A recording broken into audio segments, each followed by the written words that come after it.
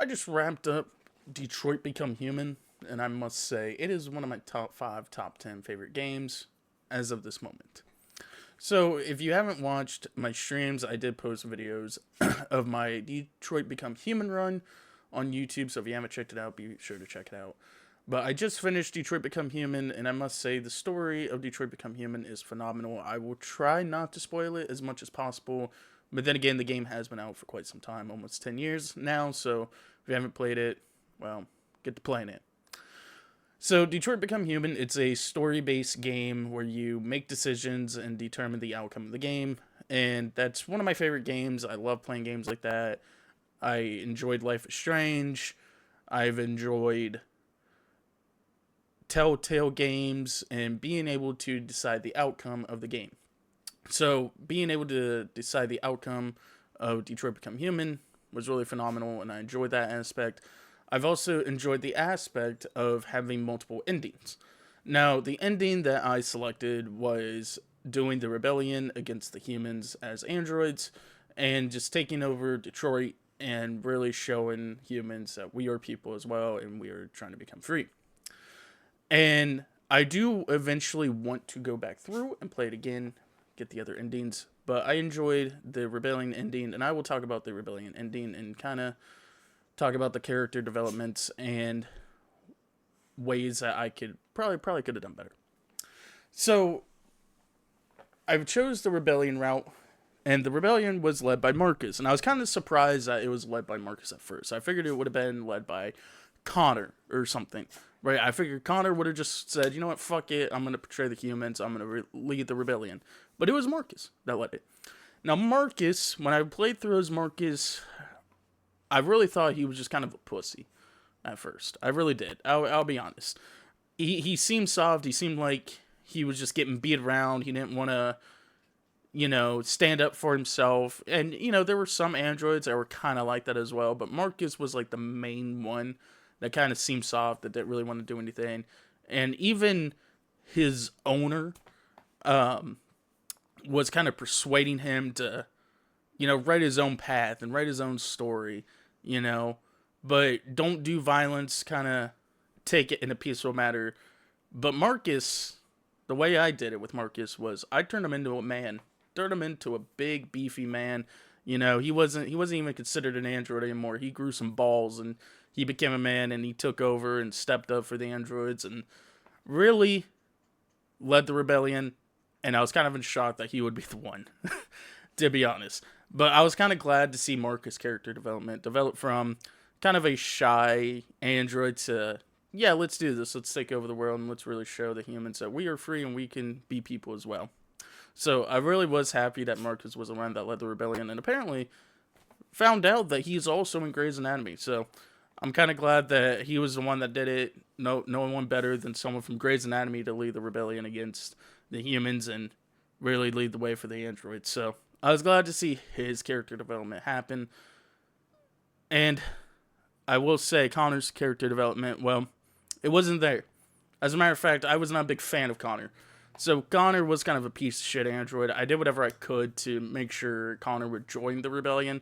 But every choice I picked, Connor pretty much was not going to go through with it. He was going to stick with the human side and say, I have no feelings with androids. I'm just an android. I don't have feelings. I don't develop those. Well, androids eventually do become those feelings. Androids eventually get feelings and eventually develop love, sadness, anger. Connor never really felt that. He said, I'm machines. I got a CPU, graphics card, RAM in me. I don't develop feelings. I don't feel sorry for anyone. I don't feel sadness, anger. I'm just here to be an android, and that's quite literally it. So anytime I play Connor, I tried my hardest to really persuade him into becoming a human per se, like not an actual android, but a human, and enjoy the rebellion with us. But every decision I picked, it really seemed like he was kind of stuck in his ways, and he really wanted to stay an android and just help the humans out. So his character development was non-existent, not there. I'm sure he does have a character development, and I just never got into it, and I should have. But his character development was not there. He just was staying true to, hey, I'm gonna be staying android. I'm a machine. That's all I am. Nothing more. Here to help the humans. Here to take down the deviants, stop them from rebellion, and just really show that androids are meant to work, not here to become human. So his character development was not there, and like I said, I did whatever I could to become human with Connor, but Connor was just an unlikable person to really, really convince him to become human. So I'm sure in my next playthrough that I do it again, because I do want to go through, like I said, Detroit Become Human again and try the other endings and see what they're like. So maybe in the next go around, maybe I'll see development from Connor, but we'll kind of wait and see. Now the third android that you play as is Kara, and Kara is a very quiet android as well. She does whatever is said. She takes care of Alice. She goes up against Todd, who's a terrible, terrible, terrible father for Alice. And I'm kind of glad Kara had a character development as well, becoming a powerful woman per se, a powerful android woman, I guess I should say, saving Alice from the danger of Todd and just trying to find peace and leave Detroit and go to a new country and start an own life and just live happily ever after. So Kara kind of got her hands dirty, did whatever she could with Alice and to really start a new life somewhere else. Now eventually Kara's character and Alice's character end up getting captured in my playthrough, and I thought for sure, well, this is it for Kara. And I was kind of sad because I actually liked Kara. I didn't really want to see Alice die either. She's just a little kid. And they ultimately end up living, so thank God for that. But Kara and Alice really grew on me. I really wanted to see them live. I really wanted to see, especially Alice, live an actual life. And I was thrown off guard. This is kind of a spoiler. Thrown off guard that Alice was an android. Didn't know that. Didn't know that until the end, right? I thought for sure Alice was just a little girl. Deadass. Thought she was a little normal human girl. And I go and find out when Kara reaches Jericho that Alice is an android. And I was like, what the fuck? So when they end up getting captured, I was kind of sad that she got captured because I was like, come on, man. Like, I get it. Alice is an android, but you don't need to torture her. You don't need to hurt her at all. It's kind of like the boy in the striped pajamas. Where the little German boy is trying to save this Jew boy, and then they go into the gas chamber. Yada yada. It's sad. But for Alice, it's sad because she's the only android little girl in there. And it's so sad to see potentially of her dying. And it's all like, come on, man. Like, I get it. Like, she's an android, but have a heart, humans. Have some heart. Let Alice live. Let her be free. Let her try to live a normal life. She's just a kid. And I'm glad that she was able to get out alive in my playthrough. But hopefully in the next playthrough I do, we won't be in the situation of her risking her life or being in a concentration camp and potentially getting shut down. But I did love Kara's and Alice's character development and really saving each other and potentially having a normal life at the end of the game. So Detroit Become Human, like I said, slowly became my top 10 favorite games for sure. If I had to rate this game out of 10, I would definitely give it a 9 out of 10. There were some things that I didn't like. For example, the combat. I will say I enjoyed the combat. The combat was fun. It was great. But you really have to be on your toes for the combat selections. You cannot look away. You can't sit there and really think to yourself. You have to be on your toes during the combat selection. And I struggled with the combat section. I will admit that. I did struggle with it. Because there were times where buttons would come up and you would be for example, tap an A to move or to fight. You rapidly tap an A, and that's what I'm doing. I'm rapidly tapping A, and then eventually it goes to the next one, and I'm still tapping A, and the next button would pop up, whether it be like right trigger or RB, left trigger, whatever the case might be.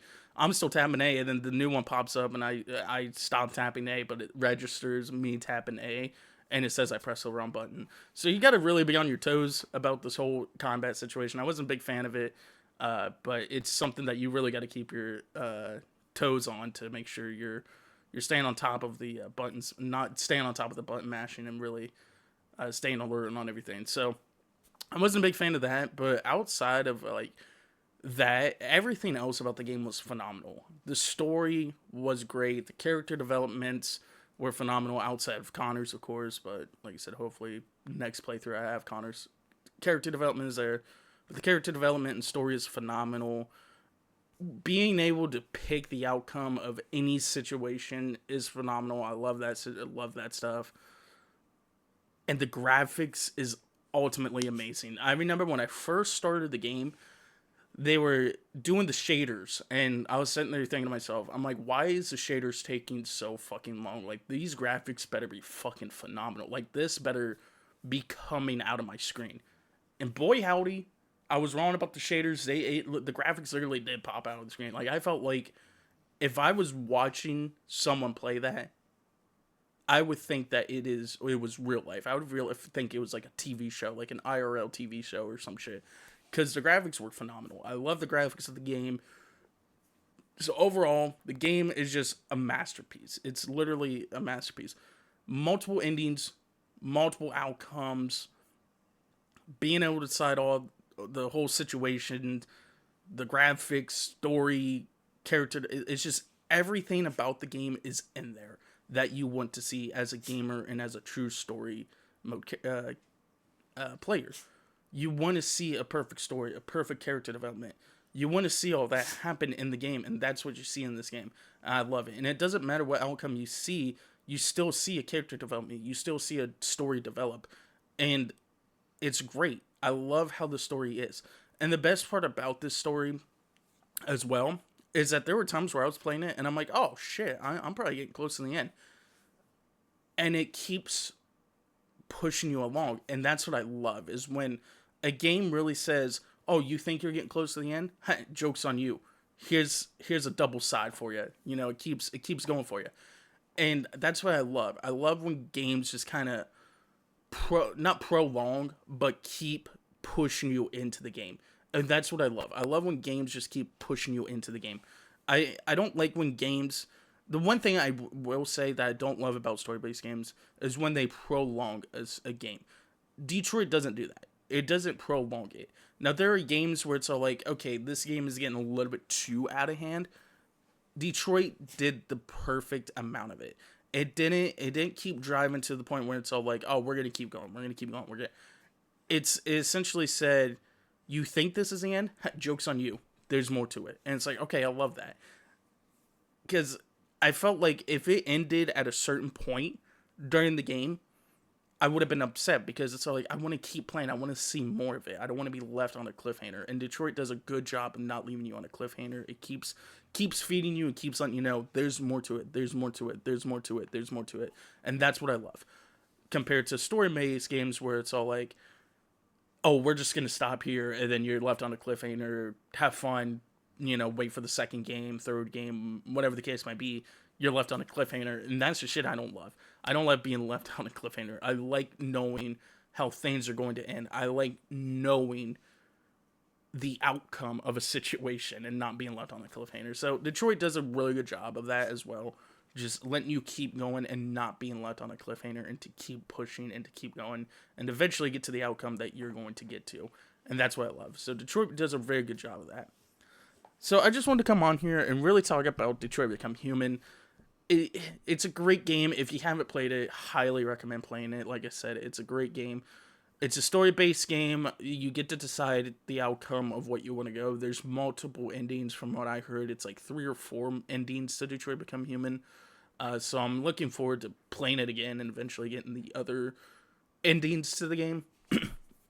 But if you're a big like Telltale game or Life is Strange story-based game, highly recommend Detroit Become Human. It's a great game. Check it out if you haven't checked it out. It's been out since I think 2017 or something. So about 8 years, 8 to 10 years it's been out. So if you haven't tried it out, highly recommend it. It's a fun game. You won't regret playing it. And if you want to see the other endings, check them out, because I'm definitely going to check them out. But overall, phenomenal game. If you haven't checked it out, check it out. But I wanted to come on here and talk about my review and my opinion about Detroit Become Human. I think it's a great game. Definitely in my top 5, if not top 10, favorite games of all time. So I just want to come on and talk about it. Hopefully y'all enjoyed my opinion and my review about it. I appreciate you guys watching the video. Stay safe out there. Drink plenty of water. I love you guys. See you in the next video. Peace.